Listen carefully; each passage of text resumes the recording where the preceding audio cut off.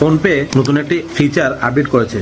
এই ফিচার্সের কারণে আপনাদের ঘরের ছেলে মেয়ে বা অন্য কেউ যদি আপনাদের ইউপিআই পিন জানা থাকে তাহলে অনেক সময় লুকিয়ে ওরা আপনাদের ব্যাংক অ্যাকাউন্ট থেকে ওদের অ্যাকাউন্টে টাকা ট্রান্সফার করে নেয়, কিন্তু এখন থেকে আর এরকম করা যাবে না। নতুন একটি ফিচার্স এসেছে, এই ফিচার্সটা অন করে নিলে আপনাদের বায়োমেট্রিক ছাড়া মানে ফিঙ্গারপ্রিন্ট ছাড়া টাকা ট্রান্সফার করা যাবে না। চলুন দেখি এই ফিচার্সটা কি করে অন করবেন। প্রথমে চলে যাব আমরা আমাদের ফোনপেতে গিয়ে নিচে স্ক্রল ডাউন করে দেখবেন এখানে আছে ম্যানেজ পেমেন্ট, এখানে ভিউ বলে দিয়ে দেবেন। ভিউ বলে দেওয়ার পর এখানে দেখেন নিউ লিখে একটা অপশন আসবে আপনাদের ফোনেও, আমারটার মতো সেম বায়োমেট্রিক পেতে দিয়ে দিলে এরকম চলে আসবে। তারপর এখানে আপনারা গেট স্টার্টেড দিয়ে দেবেন। আপনার যে অ্যাকাউন্টে বায়োমেট্রিক পেটা, এখানে যেমন বলুন আমার Ujjivan bank, federal bank, state bank, নিচে ব্যাংক অফ মহারাষ্ট্র আছে, এখানে যতগুলো ব্যাংক অ্যাকাউন্ট আপনাদের অ্যাড করা আছে সবগুলো চলে আসবে।